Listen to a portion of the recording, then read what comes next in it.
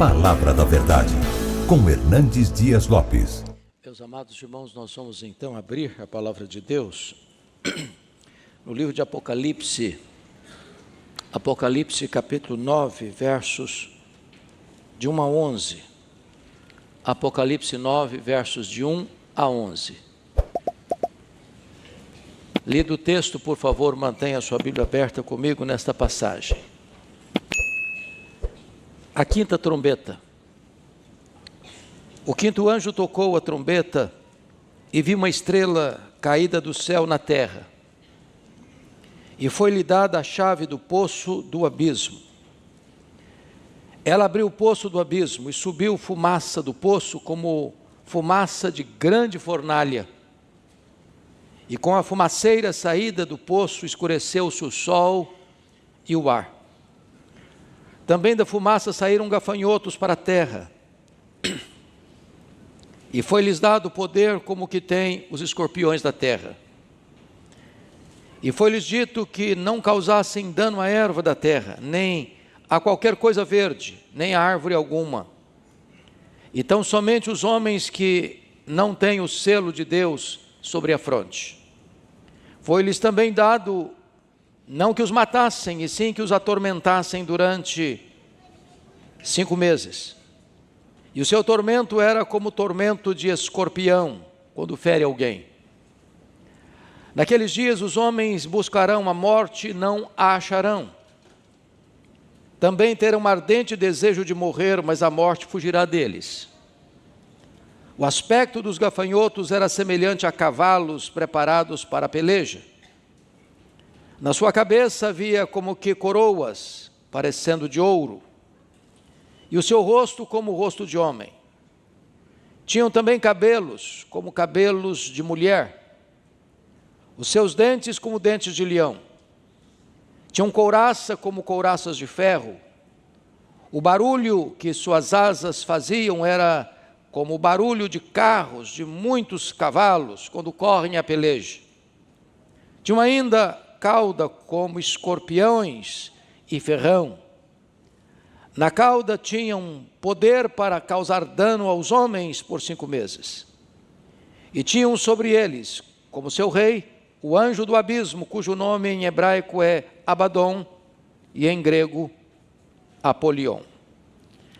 Eu quero conversar um pouco com os irmãos hoje sobre um tema um pouco intrigante, uma invasão extraterrestre. Esse texto está falando das trombetas. Vocês se lembram que quando João sobe ao céu, nesta visão que lhe foi dada, ele vê alguém assentado no trono, ele vê na mão daquele que está assentado no trono um livro de todo selado por 7 selos por dentro e por fora. E foi feita uma pergunta: quem é digno de abrir o livro e desatar os seus selos? E a pesquisa é feita no céu, na terra e debaixo da terra. E ninguém foi encontrado digno. O resultado é que João chora profusamente, porque ninguém foi encontrado digno nem de abrir nem de olhar para o livro. Quando o ancião lhe diz: não chores, eis que o leão da tribo de Judá, a raiz de Davi, venceu para abrir o livro e desatar os seus selos.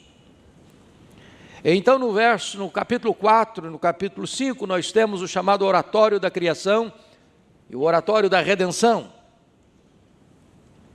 E desta maneira vamos encontrar então agora a abertura dos selos, dos 7 selos. E os selos retratam a perseguição da igreja, do mundo à igreja. Perseguições horríveis, situações dramáticas. E em seguida, dos capítulos 8 a 11, encontramos as 7 trombetas. As trombetas são o juízo parcial de Deus a um mundo que persegue a igreja. Parcial porque ainda o juízo de Deus vem misturado com a sua misericórdia. São alertas de Deus, trazendo ao homem ainda a oportunidade de arrependimento. E quando as trombetas tocam, elas alcançam os mares, os rios, a terra, os astros, agora atinge os homens. E então está escrito que o quinto anjo tocou a trombeta e viu uma estrela caída do céu na terra. Notem que João não vê a estrela caindo.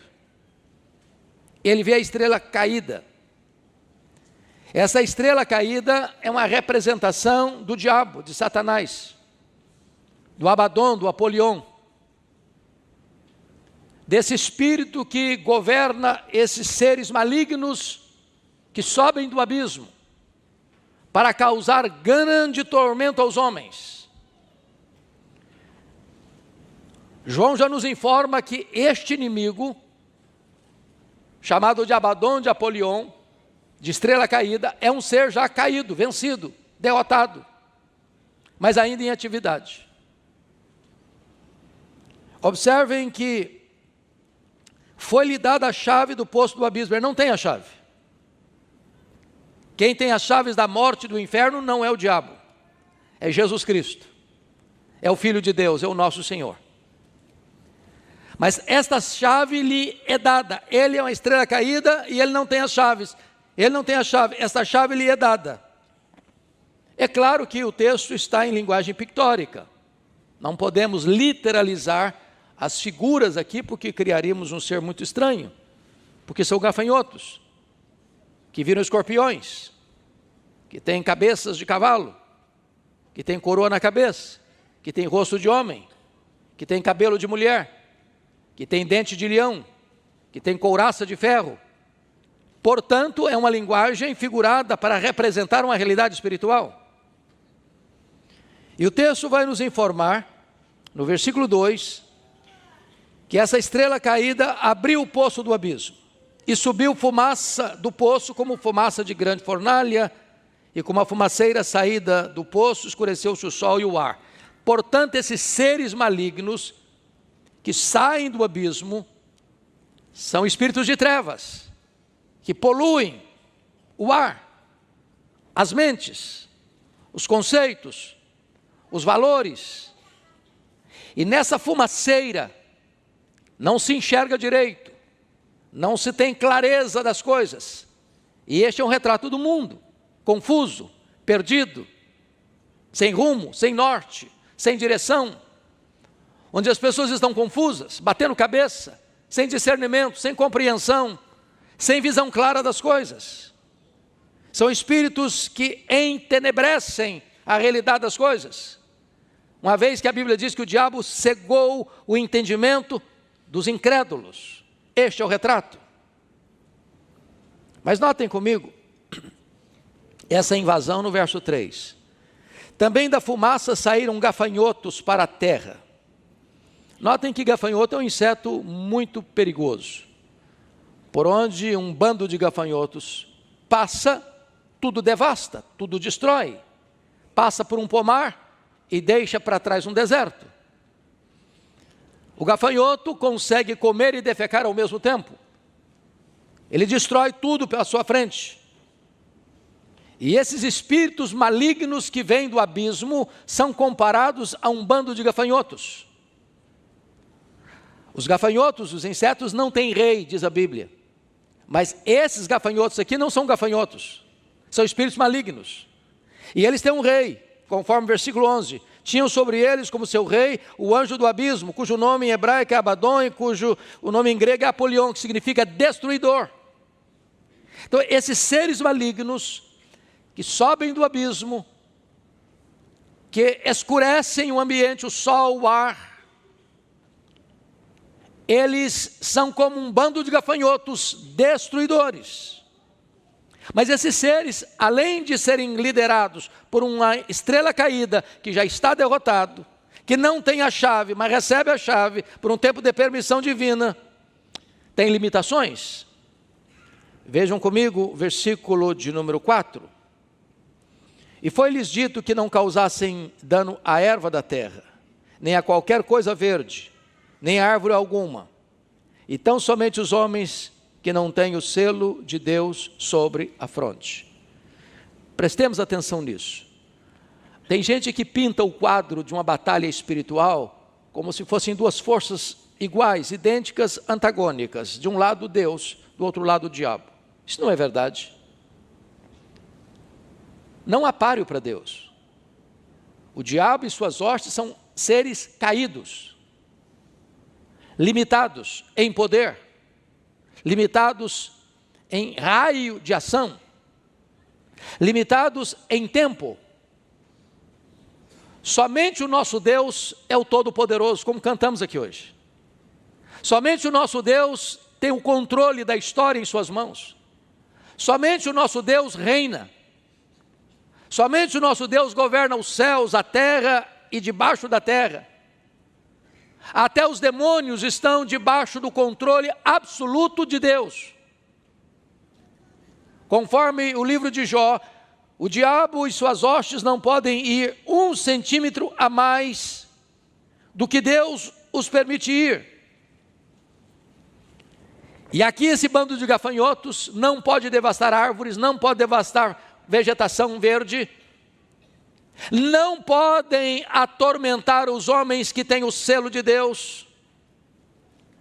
Estão eles apenas encarregados de atormentar os homens que não têm o selo de Deus, aqueles que ainda não nasceram de novo, aqueles que ainda não foram convertidos. Voltarei nesse versículo 4, na conclusão da nossa fala. Versículo 5. Foi-lhes dado também, não que os matassem, e sim que os atormentassem durante 5 meses. E agora ele diz que o seu tormento era como o tormento de escorpião quando fere alguém. Eu nunca fui ferido por um escorpião. Meu irmão, que trabalha na região rural, já foi algumas vezes. E ele me disse, já também foi por cobra, e disse que a dor é semelhante a uma mordida de cobra. É uma dor terrível. E o sentimento que o texto quer dizer é que os homens vivem, os homens ainda não convertidos, não regenerados, não selados com o Espírito Santo de Deus, é que eles vivem debaixo desse tormento. Tormento parecido a uma picada de escorpião. Há um desassossego no mundo, há uma inquietação na alma. As pessoas alcançam as vitórias em todas as áreas da vida, seja na área acadêmica, seja na área financeira, seja na área familiar, e elas não conseguem ainda, a despeito de tantas coisas boas e benesses da graça comum de Deus, viverem uma vida plena. Pessoas atormentadas, inquietas, vazias. Há um tormento na alma, e é por isso que as pessoas entopem as suas veias com drogas. E é por isso que as pessoas se embriagam. E é por isso que as pessoas se rendem às ideologias as mais perniciosas. É por isso que as pessoas nesse desespero existencial procuram alguma coisa para mitigar a sua dor e não encontra. E há um vazio, e há um tormento, e há uma angústia, e há uma falta de significado na vida, atormentados. Agora notem. Versículo de número 6. Naqueles dias os homens buscarão a morte e não a acharão. Também terão um ardente desejo de morrer, mas a morte fugirá deles. O que significa isso? Significa que alguém vai subir no prédio mais alto de Vitória e pular lá de cima e não morrer? Significa que um cidadão vai estar numa rodovia de alta velocidade e se jogar na frente de um caminhão de 30 toneladas a 100 por hora e não vai morrer? Significa que a pessoa vai se dependurar numa corda e não vai morrer? Que vai dar um tiro na cabeça e não vai morrer? Não, não é isso que o texto está querendo dizer. A grande problemática aqui, meus irmãos, é que esse tormento que esses espíritos malignos produzem no coração do ser humano, a morte não pode aliviar. Aqui está o grande engodo do suicídio. Aqui está a grande mentira do suicídio. Porque quando uma pessoa está vivendo uma vida tão tormentosa, que ele acredita que a única forma de aliviar aquela dor é tirar a própria vida, imaginando que ao tirar a vida, a dor vai acabar, ele se engana. Porque a morte não é o fim da vida. Há uma eternidade pela frente. Há um tormento que não se encerra com a morte. E as pessoas, nem mesmo buscando a morte, encontram alívio dessa dor provocada por esses seres malignos que atormentam os homens como gafanhotos. E agora, a partir do verso 7, o apóstolo João vai descrever as características desses seres malignos, que são gafanhotos, mas que na verdade são como escorpiões, mas que na verdade são como cavalos disparados para a peleja. E quais são as características desses seres malignos? Vejamos. No versículo 7 diz: o aspecto dos gafanhotos era semelhante a cavalos preparados para a peleja. Vocês sabem que até o primeiro século a arma mais poderosa de guerra ainda eram os cavalos. É por isso que lá no Salmo 20 diz: uns confiam em carros, outros em cavalos. Hoje nós usaríamos outras figuras. Uns confiam em bombas atômicas, outros confiam em armas nucleares, outros confiam no poder econômico. Mas um cavalo disparado para a peleja era uma máquina de guerra poderosíssima. Essa é a ideia. Agora notem comigo que na cabeça desses cavalos, na verdade são gafanhotos, que são escorpiões. Havia como que coroas parecendo de ouro. Notem que não são coroas de ouro. O diabo parece ser, mas não é. Ele usa títulos que não lhe pertencem de fato. Ele usa uma liderança que é uma liderança falsa. Mas o que significa coroas na cabeça? Comando, controle, governo. Quem é que está debaixo do controle, do comando e do governo desses cavalos que disparam, que são gafanhotos, que são escorpiões? O texto vai nos dizer no verso 11 que é o Abaddon, que é o Apolion, que é o destruidor, que é o diabo, a antiga serpente, aquele que é ladrão, assassino, aquele que é o pai da mentira, aquele que ruge como leão, mas não é leão, porque só existe um leão verdadeiro, o leão da tribo de Judá. Então, ele tem comando sobre esses espíritos malignos, porque foi lhe dado a chave do poço do abismo. Agora notem mais comigo. Versículo 7 diz que o seu rosto era como o rosto de homem. E o que significa isso? Significa que esses seres malignos têm inteligência. E é por isso que a Bíblia nos ordena a tomarmos todo o cuidado, vigiarmos, porque existe as ciladas do diabo. E a palavra cilada na língua grega traz a ideia de métodos, de estratagemas. Em outras palavras, não tenha dúvida que depois de Deus, ninguém investiga mais a sua vida do que esses seres malignos. Eles espreitam você. Eles conhecem os seus pontos fortes, seus pontos fracos, os flancos, as aberturas que você dá, as brechas que você dá na sua armadura.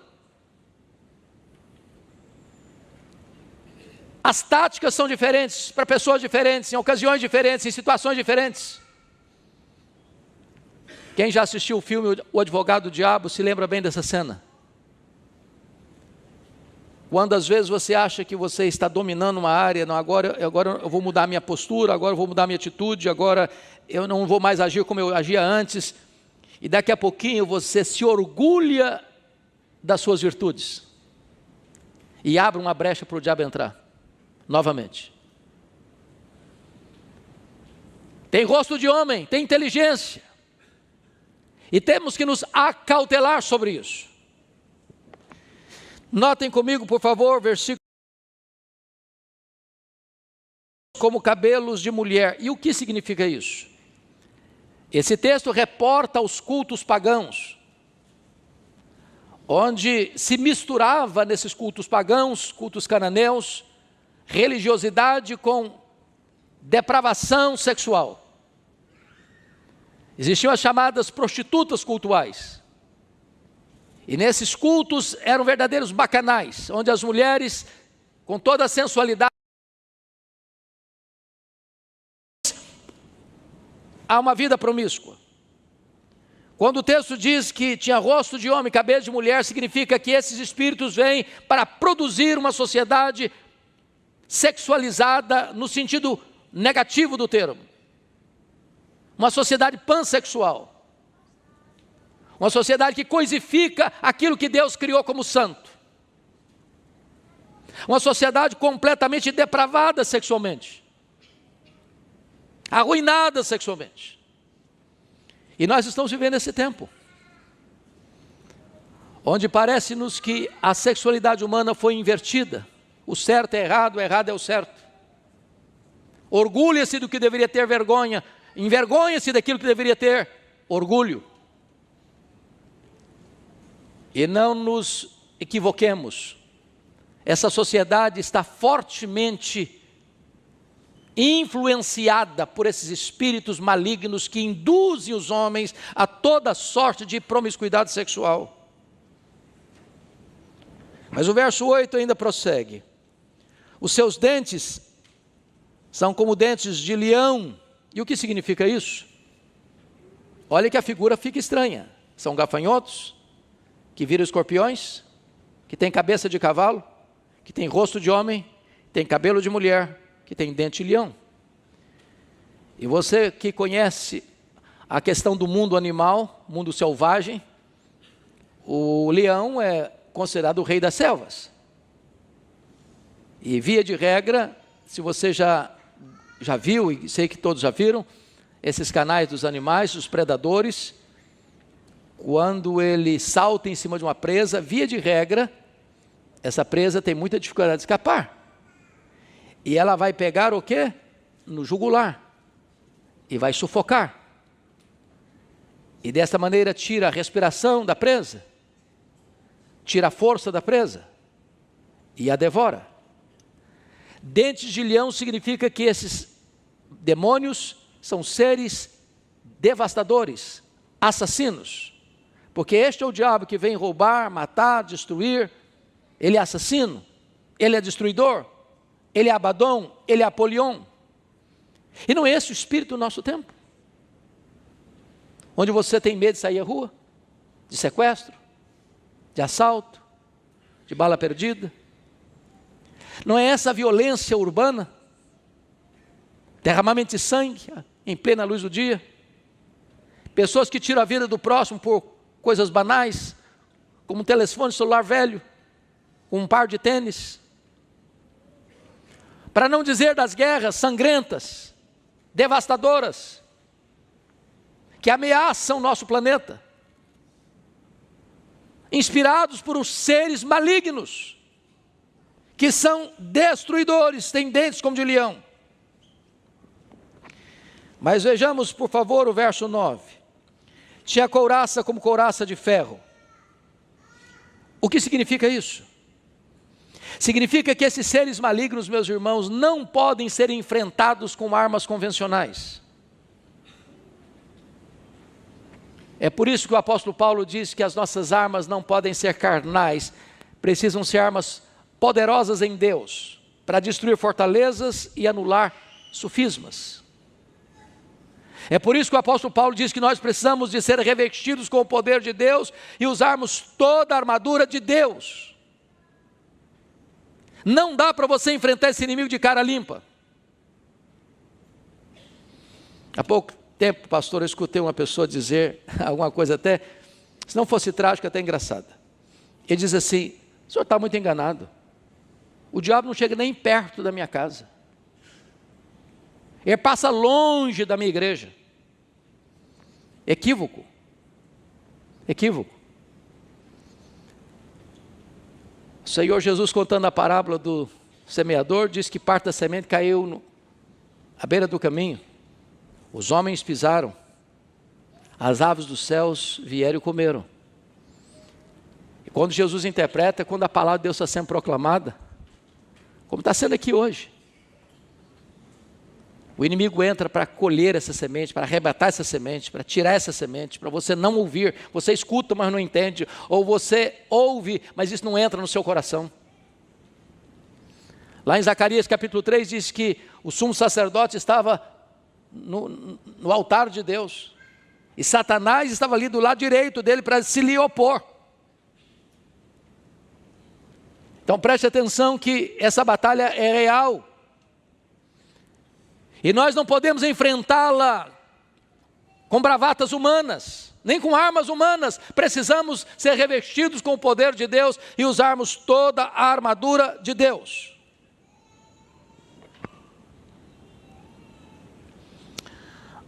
Agora notem comigo que esses seres malignos, vamos voltar ao versículo 4, que eu quero encerrar com ele. Esses seres malignos que brotam do abismo, que escurecem o sol e o ar. Esses seres malignos que têm limitação de tempo, de ação, de poder, vieram com um propósito. E notem que esse propósito está dentro do projeto soberano de Deus. O diabo não age fora do controle do Todo-Poderoso Deus. Quem abre os selos é Jesus. Quem aciona as trombetas é Jesus. Quem vai mandar tocar, acionar as taças da ira, que agora é a ira completa de Deus, é o grande juízo final, é Deus. Quem vai derrotar o quarteto do mal, o diabo, o anticristo, o falso profeta e a grande Babilônia, é o Senhor. Não estamos falando de um universo, irmãos, onde Deus está perdido, esfregando as mãos no céu, ansioso, com medo, sem saber o que está acontecendo. Não, nós servimos ao Deus soberano, Criador, mantenedor da vida, Senhor do universo, que está sentado no trono e controla a história, a igreja, a sua vida, a minha vida, a nossa vida. É esse Deus soberano que servimos. Agora, prestemos atenção. As trombetas são o juízo parcial de Deus para que os homens ainda tenham tempo de se voltar para Deus. Às vezes nós interpretamos os fatos de uma maneira tão equivocada, quando você vê um terremoto, quando você vê um tsunami, quando você vê fenômenos nos astros ou nos rios, e achamos que a natureza está furiosa. Achamos que a natureza age por si mesma. E interpretamos assim. Mas quando você vai fazer uma análise teológica dos fatos,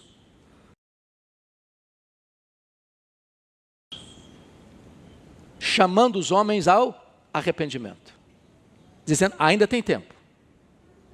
Ainda tem tempo. Deus não tem prazer na morte do ímpio, mas em que o ímpio se converta e viva. Porque a vez de morrer, ó casa de Israel, Deus nos dá ainda oportunidade de nos voltarmos para Ele, enquanto Ele está perto, enquanto podemos invocá-lo e achá-lo. Agora notem, no versículo 4, e isso é tão glorioso para nós, irmãos, esses espíritos malignos não têm poder para atormentar aqueles que têm o selo de Deus sobre a fronte. Ou seja, esse tormento, essa angústia, esse desespero, essa falta de sentido da vida, não pode alcançar aqueles que já nasceram de novo. A nossa salvação está absolutamente assegurada por Deus. Esses espíritos malignos não têm autorização de atormentar aqueles que têm o selo de Deus. Isso não significa que você está imune à tentação. Isso não significa que você não tem que vigiar. Isso não significa que você não tem que santificar a sua vida. O que o texto está querendo nos dizer é que Deus separou um povo para si. E Deus salvou esse povo. E Deus selou esse povo. E esse povo é propriedade exclusiva de Deus. Assim como lá no Egito, aqueles que estavam debaixo do sangue do Cordeiro, quando a morte passou, não os atingiu. Eu quero dizer para você que Deus conhece você, que o diabo conhece você. E se você é de Deus, o maligno não lhe toca. Louvado seja o Senhor. Então entendamos isso, irmãos, mas a pergunta a ser feita agora é esta, versículo 4. O que significa esse selo de Deus? O que é que o Novo Testamento nos apresenta sobre esse selo de Deus? Então nós vamos ler, para explicar isso, lá em Efésios capítulo 1. Efésios capítulo 1. Versículo 13. Está escrito: em quem também vós, está falando de Cristo, depois que ouvistes a palavra da verdade, o evangelho da vossa salvação, tendo nele também crido, fostes selados com o Santo Espírito da promessa. Você tem o selo do Espírito Santo. Todo aquele que nasceu de novo, todo aquele que foi regenerado, todo aquele que foi justificado pela fé, tem o selo do Espírito Santo. Ninguém pode quebrar esse lacre. Ninguém pode romper esse selo. Você é conhecido no céu, na terra e debaixo da terra como propriedade exclusiva de Deus. Você é a menina dos olhos de Deus. Você está seguro nas mãos do Senhor Jesus. Foi Ele quem disse: as minhas ovelhas ouvem a minha voz, elas me seguem, eu dou a elas a vida eterna e ninguém as arrebatará das minhas mãos. Me permita ainda olhar com você Apocalipse capítulo 13, porque muitas pessoas hoje estão levantando essa questão do anticristo e tal. Então vamos dar uma olhadinha o que a Bíblia diz. Capítulo 13, versos 7 e 8. E eu vou encerrar por aqui. Está escrito: foi-lhe dado também que pelejasse contra os santos e os vencesse. Está falando do anticristo, da besta que surge do mar. Deu-se-lhe ainda autoridade sobre cada tribo, povo, língua e nação. E adorá-la-ão, ou seja a besta, ou seja o anticristo, adorá-la-ão todos os que habitam sobre a terra. Agora preste atenção. Aqueles cujos nomes não foram escritos no livro da vida do Cordeiro, que foi morto desde a fundação do mundo. Conclusão: o anticristo vai ser adorado no mundo inteiro, por todas as nações, por todas as pessoas, exceto aqueles cujo nome estão escritos no livro da vida do Cordeiro. Significa que Jesus não vai perder nenhuma das suas ovelhas, por mais terra que sejam para o anticristo. Louvado seja Deus. Amados irmãos, o nosso Deus é o Deus soberano na salvação, e é o Deus soberano também em preservar, em guardar nossa vida. Nós estamos nas mãos daquele que é o Todo-Poderoso.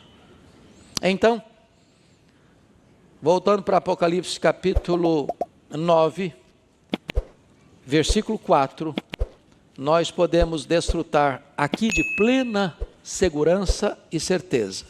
Num mundo de tanto tormento, de tanta angústia, de tanta dor, de tanto sofrimento, de tanto desespero, de tanta perplexidade, a sua vida, meu irmão, que nasceu de novo, está muito bem segura nas mãos de Jesus. Você tem o selo de Deus. E o diabo e os seus demônios não podem atormentar a sua vida. Que Deus nos abençoe e nos console com esta palavra. Amém.